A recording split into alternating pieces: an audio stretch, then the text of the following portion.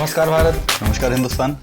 Viewers, slow basics by Abhishek Tawaria and Umesh Singh Chauhan channel पर आप सभी का स्वागत है। अभिषेक को इस बात से हमेशा एतराज रहता है कि रिपीट नहीं होनी चाहिए लेकिन मुझे लगता है स्वागत होना चाहिए। बिल्कुल, स्वागत करके सीधे टॉपिक की बात करते हैं। आज का जो टॉपिक है दोस्तों वो है कोई सिविल सूट पेंडिंग है और उसके अंदर जिसने दावा किया है, उसने जिस व्यक्ति को सामने पक्षकार बनाया, जिसके खिलाफ वो रिलीफ चाहता है, उसके खिलाफ अगर कोई नोटिस की तामील हो गई और उसके बावजूद भी वो सामने वाला व्यक्ति कोर्ट में उपस्थित नहीं हो पाया, तो कोर्ट उसके खिलाफ एक्स पार्टी ऑर्डर पारित करता है। एक्स पार्टी का ऑर्डर का मतलब होता है दोस्तों कि उस सामने वाले पक्षकार को सुने बिना इसमें आगे कार्रवाई की जाएगी। तो इसमें क्या अपन कर सकते हैं, इस टॉपिक के बारे में चर्चा करेंगे। या फिर आप ये मान लीजिए कि आपको पता चलता है कि आपके खिलाफ कोई एक्स पार्टी ऑर्डर हो गया है और आपको सुना ही नहीं गया है, तो आपके पास क्या इलाज है?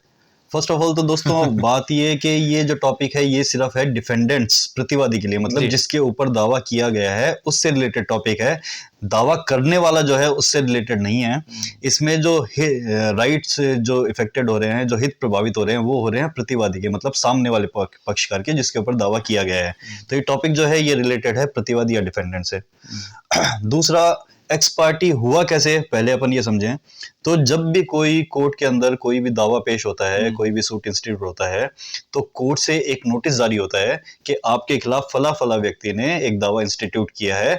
इसके लिए आप इस दावे का जवाब देने के लिए या तो खुद प्रेजेंट हो या थ्रू एडवोकेट या काउंसिल प्रेजेंट हो और कोर्ट में आकर के आपका रिप्लाई भी फाइल करें और आप इसको डिफेंड करें। वो नोटिस जो है वो फर्स्ट कॉल होती है कोर्ट की तरफ से दोस्तों। तो जब वो फर्स्ट कॉल आपके एड्रेस पे जो वादी ने दिया है उस एड्रेस पे जाती है और किसी कारण से वो सर्व हुई पर आपको जानकारी नहीं हो पाई, यानी कोई अड़ोसी पड़ोसी को उसने, जो कोर्ट सर्वर है उसने दे दी, या फिर आपके किसी फैमिली मेंबर को दे दी जो आपको वापस बता नहीं पाया, सूचना नहीं कर पाया कि ऐसा कोई नोटिस आया था। कोई भी सर्कमस्टांस ऐसी हो, कुछ भी हो सकती है जिसमें आप उस नियत तारीख जो है, जो डेट फिक्स की थी कोर्ट ने, उस दिन उपस्थित नहीं हो पाए, तो ऐसी स्थिति में कोर्ट एक्स पार्टी कर देता है। इसके अलावा भी एक्स पार्टी के मोड क्या हो सकते हैं? इसके अलावा एक्स पार्टी का मोड ये हो सकता है अभिषेक कि हमें कोई जानकारी ना हो। मान लीजिए अखबार में कोई चीज छपी है और हमने उसको नहीं पढ़ा है। कई बार क्या होता है कि नोटिस का जो सर्विस है वो अखबार के थ्रू भी किया जाता है और अखबार सर्कुलेट भी हुआ, ऐसी बात नहीं है, लेकिन उस दिन बाय चांस हमने अखबार नहीं पढ़ा। दोस्तों जो कोर्ट नोटिस सर्व करती है उसके अलग अलग मोड है। फर्स्ट तो ये है कि कोर्ट का आदमी नोटिस लेके जाता है। सेकंड मोड ये है कि थ्रू रजिस्टर्ड पोस्ट आपके पास नोटिस आता है। और थर्ड मोड ये है कि उसको किसी न्यूज़पेपर में पब्लिश करा करके उस नोटिस को और नोटिस सर्व किए जाते हैं, तामील करवाई जाती है। तो इसमें जो फर्स्ट मोड मैंने बताया, जब कोर्ट का आदमी गया और आपके पड़ोसी को दे दिया या आपके परिवार के किसी सदस्य को दे दिया और आपको उसकी सूचना नहीं हो पाई। सेकंड वे में कि आपका जो नोटिस गया रजिस्टर्ड डाक से, वो कोई भी कारण से वापस रिटर्न हो गया कि आप उस दिन घर पे अवेलेबल नहीं थे, मकान बंद था आपका, या कोई भी रीजन से वापस हो गया। और थर्ड स्थिति, जब आपके कोई नोटिस किसी भी तरीके से सर्व नहीं हुए, तो कोर्ट थ्रू न्यूज़पेपर उसको पब्लिश करवाती है।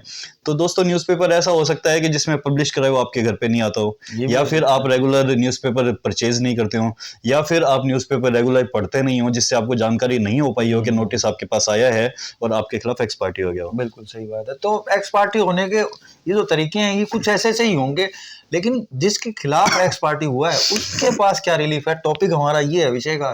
बिल्कुल दोस्तों, तो अपन बात इसी पे करेंगे कि जब एक्स पार्टी हो गया, मतलब आपको नोटिस कोर्ट ने भेजा और आप उस नियत तारीख पे, डेट पे कोर्ट में नहीं पहुंच पाए, तो कोर्ट एक ऑर्डर करता है कि इस मुकदमे की, इस दावे की, इस सूट की प्रोसीडिंग जो है सामने वाले को सुने बिना आगे प्रोसीड की जाएगी, और उसे कहते हैं एक्स पार्टी ऑर्डर।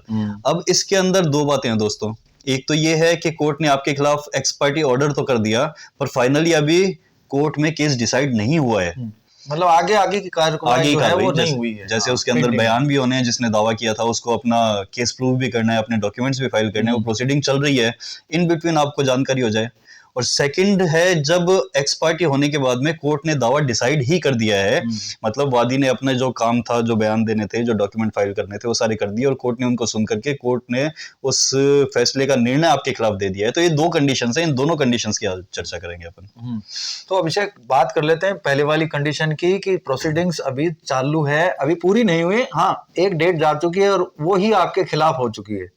तो दोस्तों फर्स्ट जो कंडीशन है जिसके अंदर जो कोर्ट ने डेट नियत की थी उस दिन आप नहीं पहुंच पाए और कोर्ट ने आपके खिलाफ एक्स पार्टी कर दिया और फिर आपको पता लगा कि मेरे खिलाफ ऐसा ऐसा केस पेंडिंग है और इसकी डेट जा चुकी है, तो आप तुरंत प्रभाव से कोर्ट में जाएं या पर्सनली या फिर थ्रू एडवोकेट, और उसमें नेक्स्ट जो डेट है उसकी सर्च करके और आप वहां पे अपनी अपीयरेंस दें और एक एप्लीकेशन मूव करें कोर्ट के सामने कि साहब इस कारण से मेरे खिलाफ एक्स पार्टी हो गया था।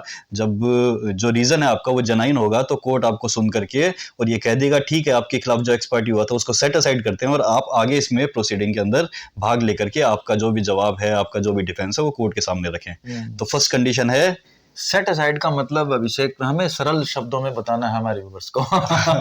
सेट असाइड का मतलब कि आपके खिलाफ जो एक पक्षीय कार्रवाई एक्स पार्टी ऑर्डर किया था उसको कैंसिल कर देगी कोर्ट और कह देगी अब आप इस सुनवाई में भाग ले सकते हैं और आप आपकी जो भी प्रक्रिया है अडॉप्ट करना चाहते हैं, आप जवाब देना चाहते हैं, आप बयान करवाना चाहते हैं, आप डॉक्यूमेंट फाइल करना चाहते हैं, वो कर सकते हैं।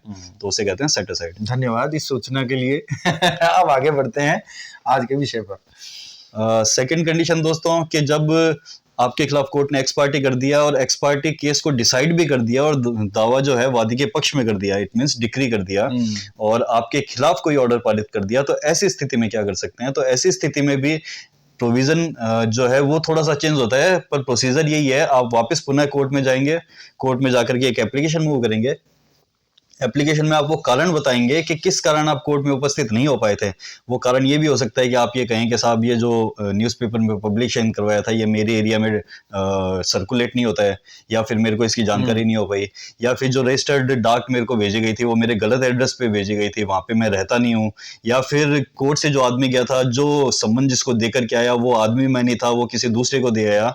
तो जो भी वैलिड आपका रीजन है, या फिर आप इतने बीमार थे कि आप आ नहीं सकते थे, या जो भी आपका वैलिड रीजन है वो कोर्ट के सामने बताएं, तो कोर्ट आपकी एप्लीकेशन एक्सेप्ट लेने के बाद में और सामने वाली पार्टी मतलब जो वादी था जिसने दावा किया था उसको नोटिस सर्व करेगा कि आपके फेवर में हमने जो ऑर्डर किया था उसको सेट असाइड करवाने के लिए, उसको कैंसिल करवाने के लिए सामने वाले व्यक्ति ने, प्रतिवादी ने आकर के एप्लीकेशन मूव की है, तो आप इसका जवाब दें और कोर्ट दोनों पक्षों को सुन करके अगर आपकी बात वाजिब है तो उस डिक्री को, उस आदेश को, उस निर्णय को कैंसिल कर देगी जो एक्स पार्टी किया गया था और फिर ये ऑर्डर करेगी कि अब दोनों पक्षों को सुन के वापस तय किया जाएगा कि ये जो दावा है ये मेंटेनेबल है या नहीं है, इसमें जो रिलीफ वादी को दिया गया था वो सही था कि नहीं था।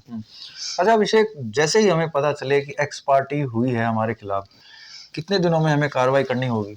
ये मुझे लगता है एक सवाल है दोस्तों। इसमें लिमिटेशन एक्ट है वो प्रभावी होता है। लिमिटेशन एक्ट की अपन पहले भी कई बार चर्चा कर चुके हैं। जब भी आपको इस बात की नॉलेज हो कि मेरे खिलाफ एक्स पार्टी हो गया है तो आपको विद इन 30 डेज कोर्ट के अंदर अपीयर होना पड़ेगा।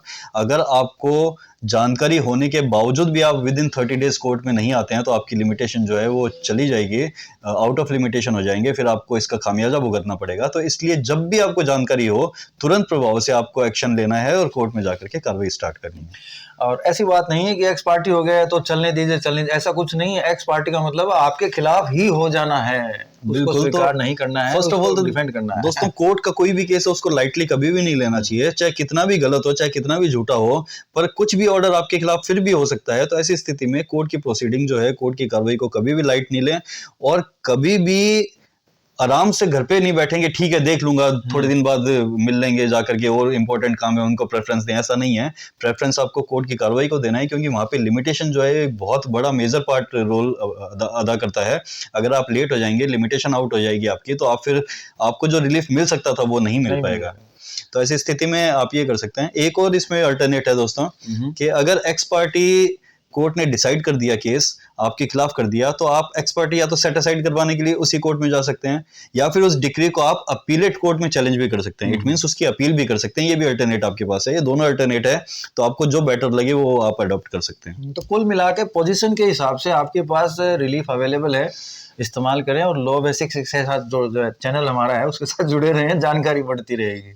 बिल्कुल दोस्तों। तो आज के अंक से विदा लें अभिषेक। बिल्कुल। नमस्कार। नमस्कार दोस्तों।